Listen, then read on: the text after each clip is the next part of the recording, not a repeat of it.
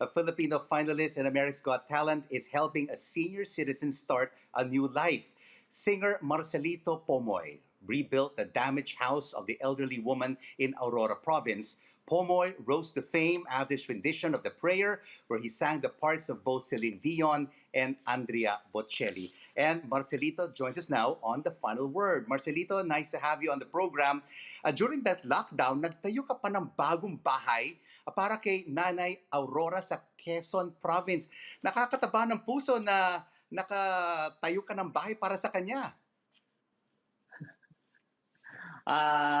Opo, talagang naantig po kasi yung puso ko nung nakita ko yung bahay talaga ni Nanay. Actually, nung hindi pa po talaga nag-lockdown, namimigay na po talaga ako ng mga relief. And then, itong pinakahuling bigay ko po, itong bahay po ni Nanay na nakita ko talagang walang-wala si Nanay. Kasi yung buhay niya kasi noon, parang ako rin nung noon dati. Kasi walang-wala din po ako dati. Kaya doon ko po na-realize na kailangan kong tulungan tong taong to dahil bilang ako, kasi wala rin akong nanay noon, kaya nakikita ko sa kanya yung pagiging nanay ko sa kanya. Kaya wala po akong dalawang isip na suportahan siya.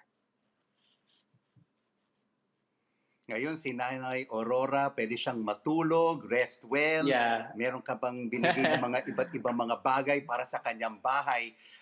Pero Marcelito, hindi lang yan ang ginagawa mo. Tinutulungan mo rin ang mga kababayan mo dyan sa mga barangay. Nagbibigay ka ng pagkain, nagbibigay ka ng mga gatas.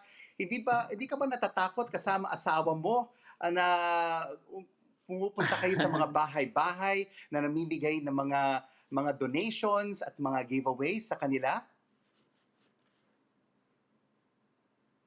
Hindi naman po ako natatakot, lalong-lalo yung asawa ko dahil supportive po kayong asawa ko kasi lagi. Kumbaga, kung ano yung gusto ko, nandun din siya. Kaya wala kaming dalawang isip na puntahan yung mga bahay-bahay na nangangailangan ng tulong dahil sa sitwasyon ngayon sa panahon. Dahil sobrang lockdown, alam naman natin na maraming nawalan ng trabaho. May mga kanya-kanya kasi mga trabaho. So wala talagang, lalo-lalo mga tricycle driver, mga vendors. So kami na mismo ang gumawa ng paraan para maihatid sa kanila yung mga relief goods at makakain naman sila ng maayos. Yan po. And then, hindi lang naman po nitong lockdown ako namimigay, kundi noon pa talaga. Bawat birthday ko po kasi, hindi ako naghahanda sa sarili ko, kundi binibigay ko sa mga kababayan kong mas nangangailangan pa sa akin. Yun po yung regalo ng bigay sa akin ng Diyos ngayon. Kaya sobrang pasalamat po sa Diyos dahil binigyan niya ako ng ganitong talento. Yan po.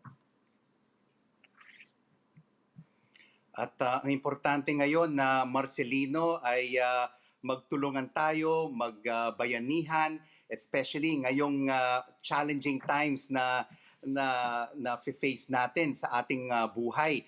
Bago tayo matapos dito sa ating interview, Marcelino, sa The Final Word, pwede bang isang final song to end the show tonight? Baka pwede mo kaming kantahin ng konti, tsaka to inspire our viewers. Sige, bago po kantahin yung chorus ng kanta, so nice ko lang pasalamat sa aking family, sa Paraiso family at siyempre sa asawa ko.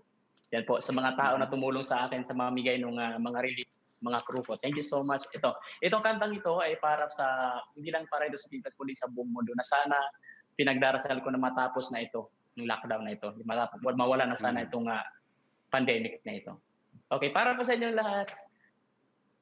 Heal the world, make it a better place for you and for me and the entire human race.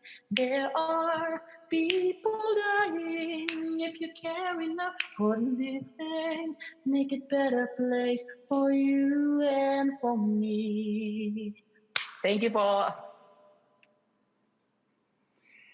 So maraming salamat, Marcelito Pomoy. Heal the world, and that is the final word this Thursday, the 7th